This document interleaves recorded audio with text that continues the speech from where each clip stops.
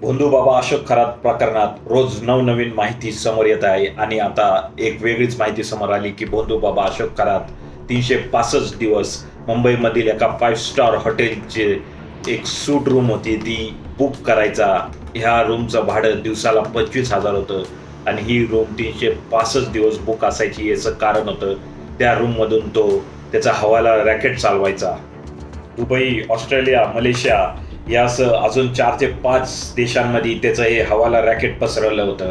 आता तुम्ही म्हणाल हवाला रॅकेट म्हणजे काय असतं? हवाला रॅकेट म्हणजे एका देशातून दुसऱ्या देशात अनौपचारिक पद्धतीने, बेकायदेशीर पद्धतीने पैसे पाठवणे. यात हवालदार नावाचे दलाल असतात, जे एका देशात पैसे स्वीकारतात आणि दुसऱ्या देशात त्यांच्या सहकार्यामार्फत ते पैसे संबंधित व्यक्तीला पोचवतात.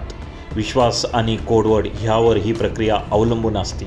पैसे पाठवणारा व्यक्ती आणि हवालदार यांच्यात एक गुप्त कोडवर्ड किंवा एक पासवर्ड असतो, जो ठरलेला असतो. या प्रक्रियेत प्रत्यक्षात चलन, करन्सी एका देशातून दुसऱ्या देशात सीमा ओलांडून जात नाही. त्याऐवजी दलाल आपापसात हिशोब ठेवून पैशांची ॲडजस्टमेंट करतात. याचं उदाहरण घ्यायचं झालं तर समजा अ व्यक्तीला मुंबईतून दुबईतील ब व्यक्तीला पैसे पाठवायचे आहेत.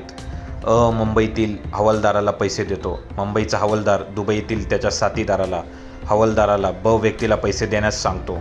या प्रक्रियामध्ये जे हवालदार असतात, म्हणजेच जे दलाली करतात पैशांची ह्या देशातून त्या देशात, त्यांना 5 ते 7% कमिशन द्यावं लागतं. व्यवहारासाठी एक गुप्त कोड किंवा पासवर्ड वापरला जातो. दुबईतील हवालदार ब व्यक्तीला तो कोड विचारून खात्री करतो आणि मगच त्याला पैसे देतो. हवालाचा वापर कशासाठी केला जातो? तर अर्थातच काळा पैसा लपवण्यासाठी, कर चुकवण्यासाठी, त्याचबरोबर अवैध व्यवहार करण्यासाठी, अंमली पदार्थांची तस्करी, दहशतवाद्यांना अर्थपुरवठा, टेरर फंडिंग किंवा सोन्याची तस्करी ह्यासारखे बेकायदेशीर कामांसाठी पैसे पुरवठा करण्यासाठीच ह्या पद्धतीचा वापर केला जातो. ही पद्धत जलद आणि पेपरलेस असते. थोडक्यात हवाला म्हणजे पैशांचा प्रत्यक्ष हालचालींशिवाय, दलालांच्या नेटवर्क थ्रू, कागदपत्रांशिवाय केलेल्या काळ्या पैशांचा बेकायदेशीर व्यवहार.